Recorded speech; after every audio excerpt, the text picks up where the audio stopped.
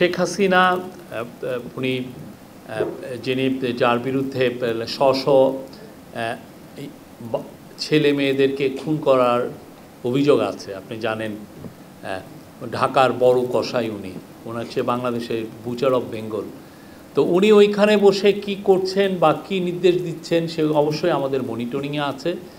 কেউ যদি আওয়ামী লীগের অ্যাক্টিভিটিস ব্যান্ড বাংলাদেশে, এটা সরকার আদেশে এটা ব্যান্ড হয়েছে, এবং আওয়ামী লীগের অ্যাক্টিভিটিসের উপরে ইভেন আইসিটিও তাদের প্রসিকিউশনে তাদের ট্রায়ালে আওয়ামী লীগের এই অভিযোগগুলো খতিয়ে দেখা হচ্ছে। তো যারা কেউ এই ব্যানকে ডিফাই করে সভা সমিতি করতে চাবেন, ঝটিকা মিছিল করতে চাবেন, যাই করতে চাবেন, সেই ক্ষেত্রে আমাদের আইনের full force of the law apply হবে, কঠিনভাবে অ্যাপ্লাই হবে আইনের, এখানে কোনো ব্যত্যয় হবে না। আরএফএল অডিটর, বাঁকা হয় না, ফাঁকা হয় না, আর ভাঙা এক কথায় অসম্ভব।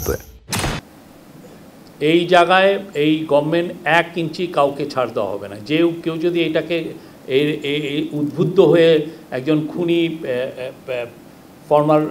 খুনি ফ্যাসিস্ট লিডারের দ্বারা উদ্বুদ্ধ হয়ে কেউ যদি ঝটিকা মিছিল করেন, তাকে আইনের আওতায় আনা হবে, এবং এই ব্যাপারে আমাদের আইন শৃঙ্খলা বাহিনীকে খুব ভালোভাবে নির্দেশনা দেওয়া হয়েছে।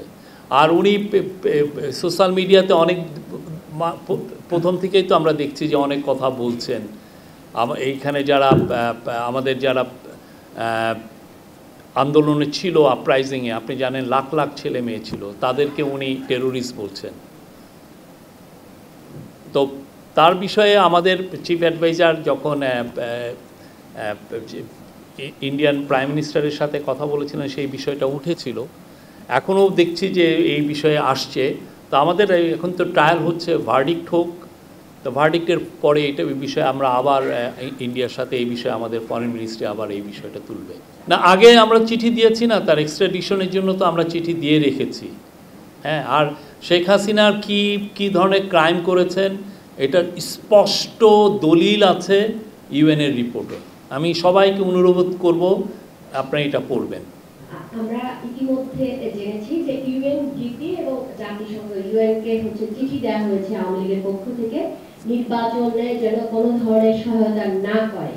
তো এই ধরনের চিঠির সত্যতা একটু জানতে চাচ্ছি আপনাদের কাছে, সরকার জানে কিনা, এবং যদি এটা আপনি ইউএনডিপির কাছে ইয়ে করবেন। কেউ কিন্তু প্রশ্ন করে না যে আল কায়দা একে চিঠি দিয়েছে, এটা কিন্তু কেউ প্রশ্ন করে না। আপনি ইউএনডিপির কাছে জিজ্ঞেস করবেন। হ্যাঁ,